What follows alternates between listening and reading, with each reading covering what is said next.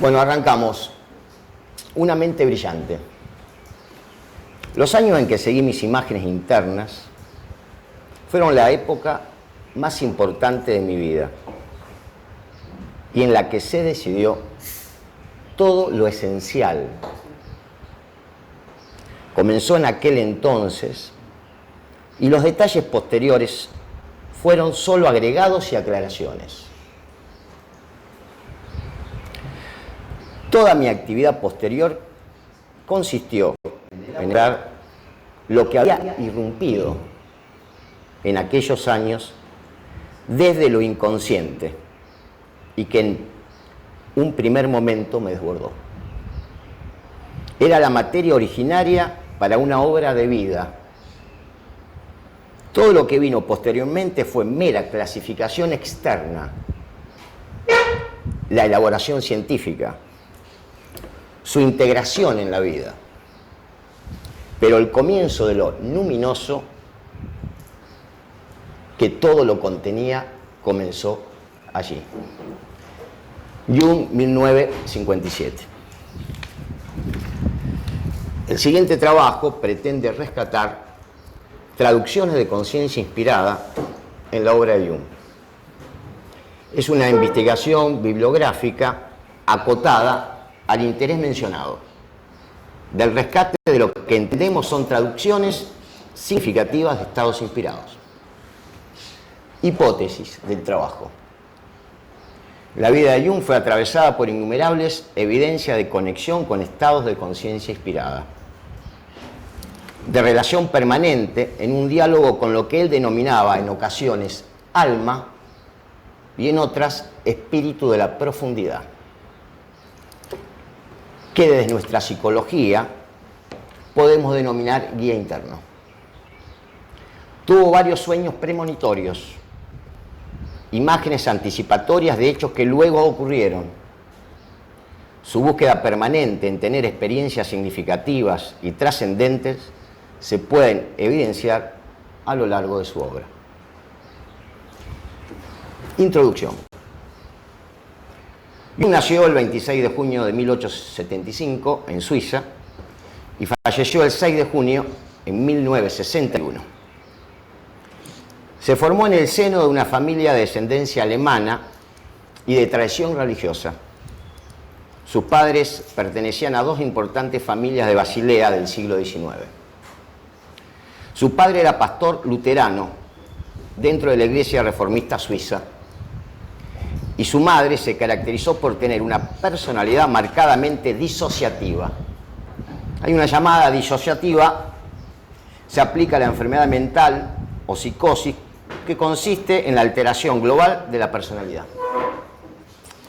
De niño fue introvertido y muy solitario, aunque la relación con sus progenitores era muy próxima y afectuosa. Desde temprano sentía cierta decepción por la manera de que su padre abordó el tema de la fe, a la que consideró tristemente precaria. Jung fue pionero en la psicología profunda y uno de los estudiosos de esta disciplina más ampliamente leídos del siglo XX. Su abordaje teórico y clínico enfatizó en la conexión funcional entre la estructura de la psique y sus manifestaciones culturales. Esto lo hizo incorporar nociones procedentes de la antropología, la alquimia, la interpretación de los sueños, el arte, la mitología, la religión y la filosofía. En el año 1913 es un punto de inflexión en la vida de Jung. Comenzó a realizar un experimento consigo mismo que duró hasta el año 1930 y que fue conocido como confrontación con lo inconsciente. Era el desarrollo de una técnica para llegar al fondo de los procesos internos, traducir emociones en imágenes, comprender las fantasías que lo movilizaban subterráneamente. Más tarde denominó a este método imaginación activa. Jung mostró interés por dos tradiciones, el budismo y el taoísmo, que son yógicas en el sentido amplio del término, en tanto sistemas teóricos y prácticos de ascesis corpórea, psíquica y espiritual. Después viene una cronología que marca claramente toda la obra de Jung. La siguiente cronología muestra acontecimientos de la experiencia de la vida de Jung que considero importantes. A los 12 años de edad, en el 1887, tiene una visión de Dios, quien desde su trono arroja excremento demoliendo la catedral. Primera experiencia del Dios viviente inmediato que se alza omnipotente y libre por encima de la Iglesia. Indudablemente esa visión lo condicionó. Fue un sueño y una visión muy vivida por él. En 1895 estudia Ciencias Naturales y después Medicina en la Universidad de Basilea. Y comienza sesiones de espiritismo con su prima, que era medium. En 1900 decide especializarse en psiquiatría. En 1902, doctorado en medicina concedido en la Universidad de Zúrich, con la tesis acerca de los fenómenos ocultos. 1906-1907, primeros contactos epistolares con Freud. Posterior encuentro y toma partido públicamente por el psicoanálisis. En 1912 publica Transformaciones y símbolos del libido, reeditado con el título Símbolos de transformación. Primeras ideas sobre lo inconsciente colectivo, concepción del símbolo y el libido, la importancia de la imaginación, ruptura teórica con el psicoanálisis. En 1913 tiene una repetida imagen, una visión, donde se inundan las tierras del norte en un mar de sangre y muerte, miles de muertos. Una voz le dice que esto se volverá real. Un año más tarde, en 1914, comienza la Primera Guerra Mundial. También en ese mismo año envía una carta a Freud donde rompe la relación con él. En 1914, en enero, exactamente el 2 de enero, en su biografía, Jung repite esa visión de un mar de sangre y una procesión de multitudes muertas. Pocos meses más tarde, el 28 de junio, comienza la guerra. 1915 estudia obras gnósticas. Navegando por un lago ve un águila sacar un pez y elevarse. Su alma le dice que es un símbolo de lo inferior que ascenderá hacia arriba. 1917 es un año que se toma para dibujar diariamente mandalas. En 1918 el hombre se encuentra entre dos mundos, uno el de la percepción externa y otro de la percepción interna, ambos unidos por el símbolo. Comienza a desarrollar tipos psicológicos. En 1921 publica Tipos psicológicos, donde establece las 4 funciones de la conciencia. Conceptualmente, esta es la obra más cercana al Libro Rojo. 1928 publica Sobre la energética del alma, donde presenta su método de imaginación activa y describe el funcionamiento energético de la psiquis. 1930, luego de publicar comentarios al libro El secreto de la flor de oro, de alquimia, pasa a hacer su estudio predilecto. 1932 dicta un seminario sobre yoga kundalini. En el 34 publica sobre arquetipos de lo inconsciente colectivo y dicta un seminario sobre Zaratustra. 1937 y 38 participa de distintos seminarios sobre psicología y religión. 1940-1941, ensayo de interpretación psicológica del dogma de la Trinidad. 1944 publica Psicología y Alquimia. En el 46 escribe Psicología de la Transferencia, donde interpreta un texto alquímico. 1952, escribe Respuesta a Job, un libro verdaderamente recomendable, donde asume una despiadada crítica al cristianismo. En 1959 escribe el epílogo del Libro Rojo, y en 1961, el año de su muerte, escribe junto a sus discípulos El hombre y sus símbolos. Bien, ahora hemos tomado la parte de Jung acerca del alquimista. Jung tuvo especial interés por el estudio de la alquimia y sus símbolos, entendiéndola como un proceso espiritual donde se produce una transmutación, que él entiende como proceso de individuación, que después vamos a tener un párrafo específico para explicar y desarrollar el tema. Respecto a la interpretación psicológica y espiritual de la alquimia, Mircea Eliade, en El vuelo mágico, en 1952, manifestó: Jung ha comprendido muy bien que la alquimia, desde sus orígenes hasta el fin, no fue solo una prequímica, una ciencia experimental embrionaria, sino una técnica espiritual. El objetivo de los alquimistas no era estudiar la materia, sino liberar el alma de la materia. La primera aproximación de Jung a la alquimia fue en 1928, cuando un sinólogo, Richard Weinberg, le envió a Jung la traducción alemana de un tratado esotérico chino, hasta entonces inédito. Sin duda, el carácter únicamente psíquico-espiritual de los procesos descritos en el texto de Alquimia Interior facilitó a Jung realizar una comparación con el material proveniente del campo empírico de la psicología. Bernardo Dante, doctorado en filosofía y presidente de la Fundación Vocación Humana y su Instituto de Investigaciones Jungianas, ha participado en la edición de varios volúmenes de la obra completa de Jung y es el traductor al castellano de su obra. Para dar contexto de quién era, Bernardo Dante sostiene: con el estudio de los antiguos textos alquímicos, todo encontraba su lugar en el mundo de las imágenes. Los datos de la experiencia que había acumulado en mi consulta y las conclusiones que de ello había extraído. Para Jung, el alquimista, desde el punto de vista del proceso psíquico, es un hombre que busca el misterio divino, el misterio de lo inconsciente proyectado en la materia, y en ese sentido es un alquimista quien tiende hacia la realización individual directa con la experiencia de lo inconsciente.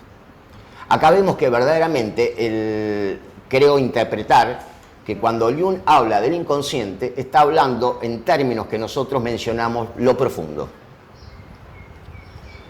Es una interpretación.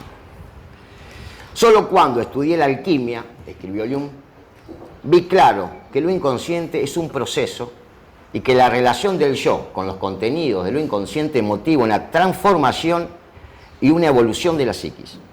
A través del estudio de los procesos individuales y colectivos de transformación y mediante la comprensión del simbolismo de la alquimia, llega el concepto central de mi psicología, el proceso de individuación. Jung transmitió sus conceptos acerca de la relación que encontró entre su psicología analítica y la alquimia en dos conferencias pronunciadas en los congresos de Eranos, Suiza. Uno, los símbolos oníricos en el proceso de individuación, y el otro, los conceptos alquímicos en torno a la salvación, que constituyen la base sobre la que se apoya el ensayo Psicología y Alquimia. Me parece especialmente importante para nuestra hipótesis de los fenómenos de conciencia múltiple, en que Paracelso es un alquimista, médico, astrólogo suizo, 1493-1541. La visión característica de los alquimistas, las chispas que brillan en la negra sustancia arcana, se transforma en el espectáculo del firmamento interior y sus astras. Ahí hay una llamada, astra, significa Es un término de la religión hinduista. Un astra era un arma sobrenatural, la cual era utilizada por una deidad específica. Muestra la oscura psique como un cielo nocturno sembrado de estrellas, cuyos planetas y constelaciones representan los arquetipos en toda su luminosidad y numonicidad. El firmamento es, en efecto, el libro abierto de la proyección cósmica, el reflejo de los mitologemas, es decir, de los arquetipos. En esta concepción se dan la mano, la astrología y la alquimia, las dos antiguas representantes de la psicología, de lo inconsciente colectivo. Con el estudio de los antiguos textos alquímicos, todo encontraba su lugar en el mundo de las imágenes, los datos de la experiencia que había acumulado en mi consulta y las conclusiones que de ello había extraído. La alquimia le dio al maestro de Zúrich aquello que necesitaba para comprender que su búsqueda no era nueva, sino que desde tiempos remotos, los verdaderos sabios, aquellos que pudieron captar la esencia de la vida, habían hecho lo mismo que él. Es decir, emprender un camino difícil pero posible, el de la transmutación del espíritu, comprendiendo que todo ser humano tiene una finalidad, aunque el tiempo que nos brinda la vida terrenal no sea suficiente para alcanzarla. Y esta finalidad no es otra que la incognoscible trascendencia del ser en su conexión con el Homus Mundus. Proceso de individuación. Individuación es la aspiración del analista junguiano. La individuación o integración de los opuestos que conforma la psique es la aspiración del analista. Lograr individuarse es conseguir un estado particular de ampliación de la conciencia que permite que todos los aspectos del psiquismo se relacionen armónicamente. Cada persona puede buscar este estado, teniendo en cuenta que la individuación en sí misma es una búsqueda. Jung expresaba que a su juicio Jesús y Buda habían conseguido esto y que tal vez otros solo obtuvieran la individuación después de la muerte. Para nosotros, o al menos para mí, el maestro Silo también consiguió esto en su vida. Si la psique no desaparece después de la muerte física, entonces resultaría lógico que el proceso de individuación continúe. Un antecedente de este pensamiento lo encontramos en Platón, quien Jung estudió muy atentamente. Algunas citas de Jung que rescato como muestras de contacto con espacios no habituales.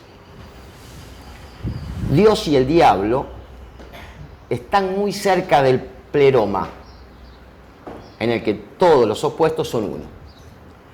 Pleroma, vocablo griego, que significa llenar, es un elemento común a muchas doctrinas gnósticas. Se define como la unidad primordial de la que surgen el resto de los elementos que existen. Dicho de otra forma, representa la plenitud. El hombre es una puerta por donde pasa la procesión de los dioses, por donde fluye la corriente de la vida. El encuentro con Dios es el encuentro con uno mismo. Los pueblos tienen que estar vinculados a algo trascendente, a algo más grande que ellos. Nadie se ilumina fantaseando con figura de luz, sino haciendo consciente su oscuridad. Me parece brillante. Una cosa aprendió, y es que esta vida es el camino de lo que llamamos divino. Además es evidente que la vida pasó por el alma, por la recuperación del alma. Esta recuperación requiere un ascenso que comienza con un descenso, es decir, un ascenso hacia la soledad. Es sabido que una tradición viva ayuda a orientarse en el mundo de lo simbólico y que emerge espontáneamente en un proceso espiritual. Una tradición muerta tiende a anular el misterio y a desechar aquello que no se ajusta a su doctrina. Pero una tradición viva inevitablemente propone con mayor o menor rigor un sistema simbólico, una teoría referida a cuestiones últimas, una moral, un culto, una ascesis y junto a todo ello una guía espiritual de los quienes estén capacitados. El principal interés de mi trabajo, dice Jung, no reside en el tratamiento de la neurosis, sino en el acercamiento a lo luminoso, entendiéndose por luminoso al poder divino. Es, no obstante, así, el ingreso en lo luminoso es la verdadera terapia, y en la medida en que uno llega a la experiencia luminosa, uno se libra del temor a la enfermedad. Jung afirmó, pues hay algo en nuestra alma que no es individuo, sino pueblo, colectividad, humanidad. De algún modo somos partes de una sola gran alma, de un solo Homo Maximus. Mi exposición suena como un mito gnóstico. El mito constituye el lenguaje más apropiado para expresar los procesos psíquicos. Ninguna formulación intelectual puede ni siquiera aproximarse a alcanzar la plenitud y la fuerza expresiva de las imágenes míticas. A menudo esta actividad autónoma del alma se incrementa hasta sustanciarse en la percepción de una voz interna o de imágenes visionarias, es decir, de una genuina experiencia originaria con el espíritu, afirma Jung. Vamos al capítulo en el inconsciente colectivo. Jung explica que las expresiones más directas del inconsciente colectivo se encuentran cuando los arquetipos aparecen imágenes primordiales en los sueños, en los estados desacostumbrados de la mente, hoy llamados estados alterados de conciencia, o en la fantasía de los psicóticos. El arquetipo del héroe o de Dios no niega ni afirma la experiencia misma de los héroes o de Dios. El problema para Jung no era confirmar o negar los símbolos como algo con realidad externa a la mente, sino como la mente ya lleva preconfigurada la posibilidad de la creación de símbolos a partir de los arquetipos del inconsciente colectivo. Como nos dice el maestro Silo en el capítulo 20 de la mirada interna, la realidad interior, cuando se habló de las ciudades de los dioses, a donde quisieron arribar numerosos héroes de distintos pueblos, cuando se habló de paraísos en que dioses y hombres convivían en original naturaleza transfigurada, cuando se habló de caídas y diluvios, se dijo gran verdad interior. Luego los redentores trajeron sus mensajes y llegaron a nosotros en doble naturaleza, para restablecer aquella nostálgica unidad perdida. También, entonces, se dijo gran verdad interior. Sin embargo, cuando se dijo todo aquello colocándolo fuera de la mente, se erró o se mintió. Antonio Las Heras, en su libro Psicología Jungiana, comenta: Jung sostiene que el hombre llega a la vida con lo inconsciente colectivo manifiesto. En este caso no hay diferencia entre alguien nacido en Buenos Aires o un esquimal. Lo inconsciente colectivo es algo propio de la especie humana, sin distinciones de raza ni lugares geográficos. Así como se hereda lo necesario para la formación de un riñón, un pulmón, se hereda un estrato psíquico especial. O sea que podemos hablar de una transmisión genética, puesto que es imposible desconocer la existencia del inconsciente colectivo. En efecto, a través del estudio de mitos, leyendas, símbolos y sueños, advertimos elementos comunes a todos los hombres, pueblos, comunidades y culturas. Estos elementos también los advertimos en las civilizaciones extinguidas y en otras civilizaciones contemporáneas, que jamás tuvieron conocimientos unas de otras. Este estrato, a diferencia de los órganos del cuerpo, no va desarrollándose a medida que el individuo crece en años. Se mantiene igual. Será siempre el mismo, porque las pocas cosas nuevas que pueden acumularse en este estrato profundo son hechos esenciales de la especie humana y no tópicos individuales. Nada personal afecta al inconsciente colectivo. Es como si fuera una pura potencialidad, una carga energética. Pensamos que de algún modo se aproxima a lo que en Oriente se conoce con el nombre de registros acásicos. Y un profundo conocedor de la alquimia y del orientalismo debió haberse inspirado en esto o quizá reforzó su hipótesis de trabajo. En la India hace miles de años se habla de una memoria cósmica llamada crónica acásica. Lo inconsciente colectivo es la fuente de las fuerzas dominantes que expresan imágenes latentes, habitualmente denominadas en la psicología junguiana como imágenes primordiales. Los contenidos del inconsciente colectivo son estructuras arquetípicas. El arquetipo significa modelo original o prototipo. Y uno explica que las expresiones más directas del inconsciente colectivo se encuentran cuando los arquetipos aparecen imágenes primordiales, en los sueños, en los estados desacostumbrados de la mente, hoy llamados estados alterados de conciencia. Para poder trabajar en el mundo de los arquetipos y estar en condiciones de descubrir sus huellas, es necesario estar suficientemente preparados en materias complementarias a la psicología, como son la antropología, la sociología, las artes, las letras, la arqueología, la mitología, la alquimia, las religiones comparadas, la filosofía hermética y la filosofía en general. No podemos determinar la gran cantidad de arquetipos que existen. En este trabajo vamos a dedicarnos a dos. A, el arquetipo de Dios. Ese es el que dispone de mayor fuerza energética. Y B, el arquetipo de la Gran Madre, como manifestación arquetípica de lo femenino. Aparece como principio creador independiente del hombre personificado. Y por esa razón es que se la considera virgen. Y su poder y riqueza va más allá del principio masculino. Esta figura arquetípica la vemos representada en mitos y leyendas de todas las civilizaciones de todos los tiempos. Podemos dar como ejemplo a la Virgen María, a las grandes madres egipcias y mediterráneas, todas ellas madres vírgenes portadoras de un gran poder de creación y fecundidad.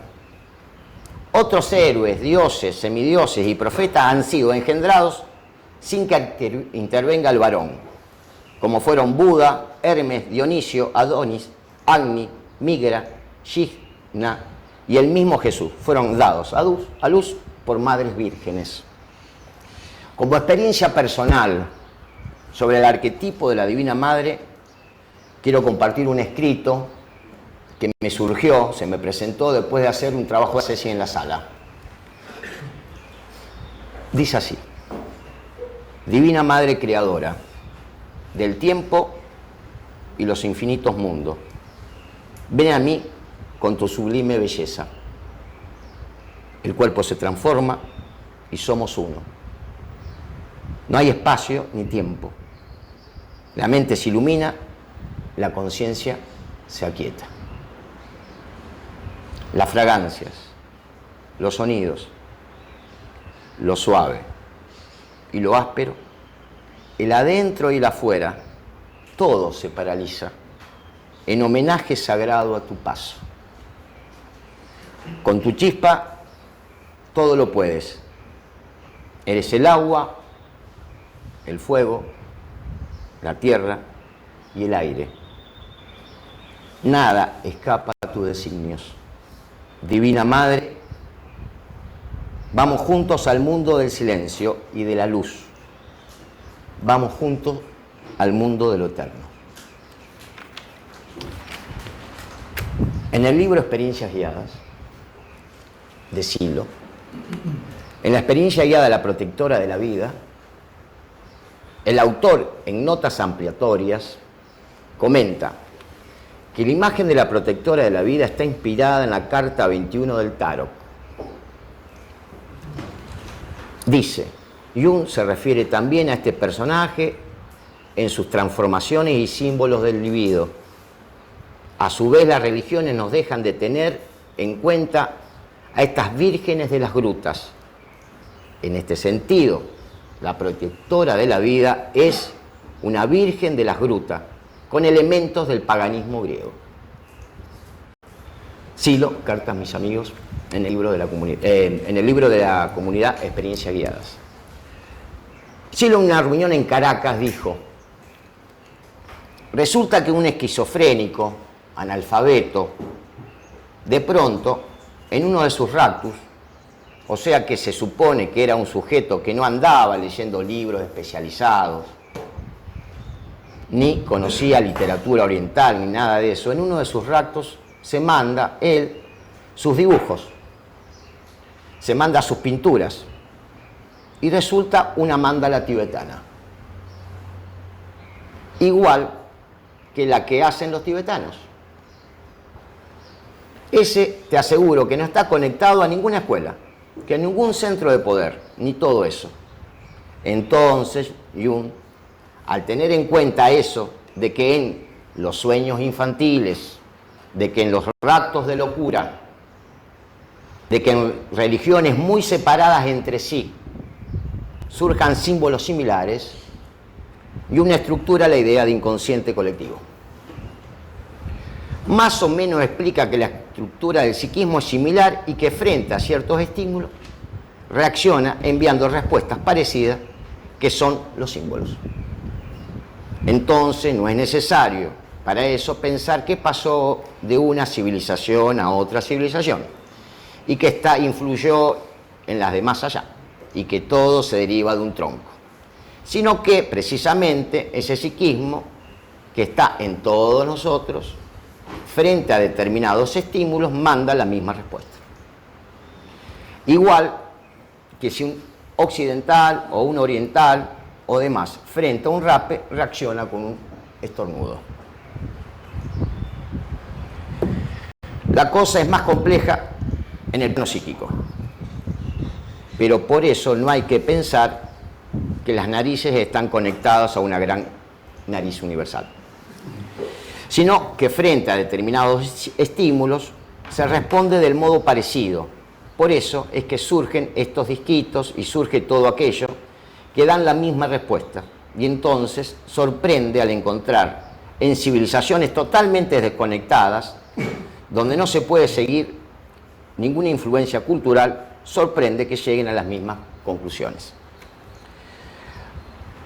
Lo que llama Jung inconsciente colectivo es lo que de algún modo denominamos en la psicología siloísta la traducción de impulsos en una determinada profundidad del espacio de representación. Esas representaciones son universales.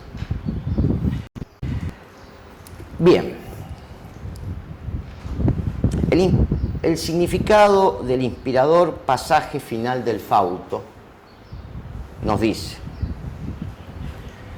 todo lo transitorio no es más que símbolo. Lo imperfecto aquí halla su acabamiento. Lo inefable aquí se torna acto. Lo eterno femenino nos lleva a lo alto. Estos versos del Fausto dan a entender no solo que en el símbolo se comprende aquello que en la vida transitoria suele, por así decirlo, ciegamente, sino que en símbolo proporciona la clave de aquello que perfecciona lo imperfecto. En otras palabras, el símbolo no es solo cifra, clave que desentraña lo que está oculto, sino también, y por ello mismo, es potencia de realización, fuerza eficiente y transformadora. Por ello hay, pues paradójicamente, el símbolo es o radica en lo transitorio mismo. El secreto de la verdadera sabiduría consiste en ver en lo transitorio en lo efímero, el símbolo. Ahora vamos a leer un poquito acerca de un reportaje que le hacen a Jung sobre el tema de la muerte. ¿Qué piensa Jung de la muerte? La muerte es psicológicamente tan importante como el nacimiento, y como este es una parte integral de la vida. Existen facultades peculiares en la psiqui que no están enteramente limitadas por este tiempo y este espacio. Puedes tener sueños o visiones de futuro. Solo los ignorantes niegan estos hechos. Es bastante evidente que realmente existen y que siempre han existido. Ahora estos hechos hablan, muestran que la psique, al menos en parte, no depende de estos límites, de los límites temporoespaciales. ¿Y luego qué?, pregunta el entrevistador. Cuando la psique no está en obligación de vivir en este tiempo y en este espacio únicamente, y obviamente no lo hace en esa medida, la psique no está separada en base a esas reglas, no está preparada en base a esas reglas. Y esto significa una continuidad práctica de la vida, una forma de existencia psíquica más allá del tiempo y del espacio. Cuando a Jung se le preguntó si creía que la muerte era la parte final, contestó: bueno, la palabra creer es muy difícil para mí. Yo no creo. Debo tener una razón para cierta hipótesis, ya sea que yo sepa una cosa y cuando la sé no necesito creer. No me permito, por ejemplo, creer en una cosa solo por el hecho de creer. No puedo. Pero cuando hay razones suficientes para probar una hipótesis, tengo que aceptar esas razones. Esto que dice Jung me remite a lo que dice Silo: uno lo cree cuando está dormido, lo sabe cuando está despierto. Jung dice que deberíamos considerar a la muerte como un objetivo y que alejarse de ese objetivo es evadir la vida y los propósitos de la vida. Bien, vamos avanzando. El libro rojo, este librito. El libro rojo es de carácter íntimo, confesional, extremadamente personal, que habla de la confrontación de sus imágenes y sus diferentes personajes internos. Es un extraordinario trabajo de integración de los contenidos mentales del autor. Podemos observar un recorrido de los tres planos: el plano bajo, el plano medio y el plano alto, y los distintos personajes simbólicos de cada plano, generando transformaciones y transferencias. Los principios fundamentales de la realidad psíquica, la totalidad, la polaridad y el proceso de individuación guían de modo más o menos implícito el trayecto simbólico del texto.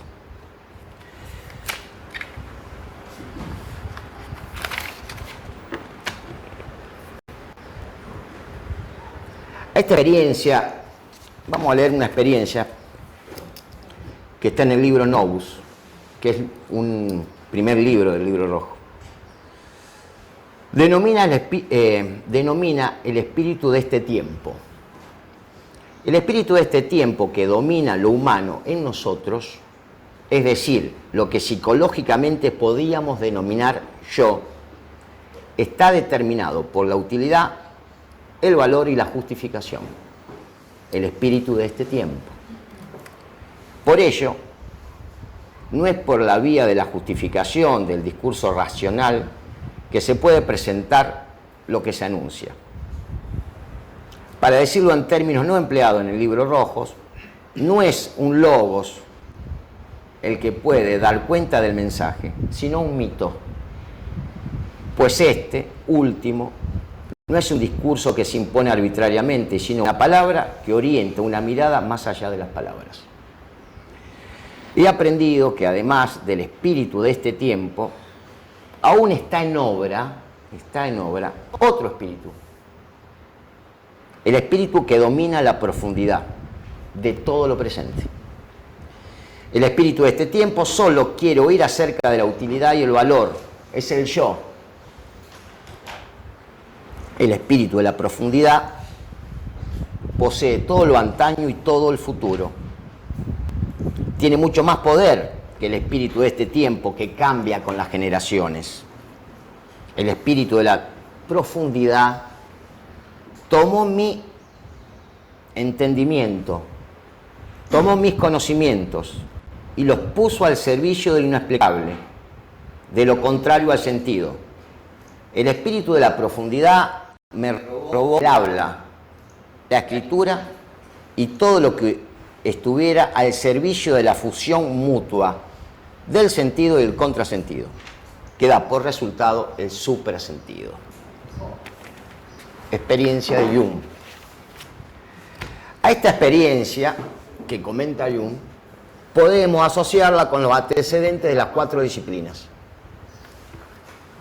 Desde antiguo existieron procedimientos capaces de llevar a las personas hacia estados de conciencia excepcionales, en los que subyaponía la mayor amplitud e inspiración mental, con el entorpecimiento de las facultades habituales. Aquellos estados alterados presentaron similitudes con el sueño, la embriaguez, algunas intoxicaciones y la demencia. Frecuentemente, la producción de tales anomalías fue asociada a fuerzas mentales que se manifestaban precisamente en los paisajes mentales especiales. A medida que se comenzó a comprender la importancia de aquellos fenómenos, se fueron depurando explicaciones y técnicas con la intención de dar dirección a los procesos que, en principio, estaban fuera de control. Ya en épocas históricas, en las distintas culturas, y con frecuencia a la sombra de las religiones, se desarrollaron escuelas místicas que fueron ensayando sus vidas de acceso a lo profundo. Todavía hoy, en la cultura material, mitos, leyendas y producciones literarias, se pueden apreciar fragmentos de concepciones y prácticas grupales e individuales muy avanzadas para las épocas en que esa gente vivieron. Jung, en el libro Novus, confronta el espíritu de este tiempo que representa lo establecido. Podemos denominarlo en nuestro vocabulario como paisaje de formación, desde nuestro punto de vista, con el espíritu de las profundidades, que representa la voz interior, una voz sin tiempo, que revela lo inexplicable. No nos detendremos a profundizar sobre este extraordinario libro, porque no es el interés de este trabajo. Seguramente haremos un trabajo específico sobre el libro rojo en un tiempo más. Para ir terminando, algunas citas inspiradoras. El hombre es una puerta por donde pasa la procesión de los dioses, por donde fluye la corriente de la vida. El espíritu de la profundidad tomó mi entendimiento y todos mis conocimientos y los puso al servicio de lo inexplicable, y de lo contrario al sentido. Me robó el habla y la escritura, para todo lo que no estuviera al servicio de la fusión mutua del sentido y el contrasentido, que da por resultado el suprasentido. Conclusiones del trabajo. Haciendo un recorrido por la obra de Jung, en sus investigaciones, búsquedas, intuiciones, vemos a un hombre que no paró de estudiar todo lo referido a la interioridad humana, haciendo importantes aportes en los distintos campos de la ciencia, la psicología, la filosofía, la antropología cultural, la mitología, el estudio de religiones comparadas, la alquimia y las artes en general. El experimento que realizó consigo mismo desde el año 1913 hasta el año 1930 y que luego fue conocido como confrontación con lo inconsciente, era el desarrollo de una técnica para llegar al fondo de los procesos internos. Más tarde denominó este método imaginación activa. En 1928 comienza estudios de alquimia, donde encuentra respuestas a sus búsquedas más profundas y hace una analogía con su psicología analítica. Sus prácticas con la alquimia significaron un periodo de integración de sus contenidos mentales y de su desarrollo espiritual en el terreno de la experiencia viva que presentó su práctica de ascesis. Viendo la coherencia de su obra, los aportes dados al conocimiento, no tengo duda en concluir que Jung tuvo experiencias de contacto con lo sagrado y comprensiones del orden de la conciencia inspirada. La hipótesis que dio origen a esta producción queda confirmada. Jung fue alguien que en su proceso tuvo contacto con realidades mayores, experiencias del orden extraordinario, que podemos intuir se manifiestan en su obra y en sus innumerables aportes. Una vida dedicada a la investigación, al cultivo del espíritu y a la experiencia interna. En el campo de la academia, muchos denominaban a Jung el místico para descalificarlo como científico. Creo que esto último termina de confirmar, sin dudas, que era una mente brillante. Nada más.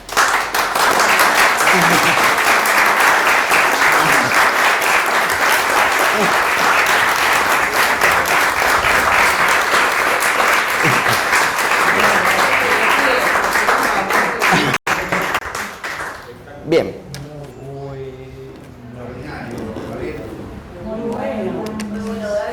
Bueno, gracias.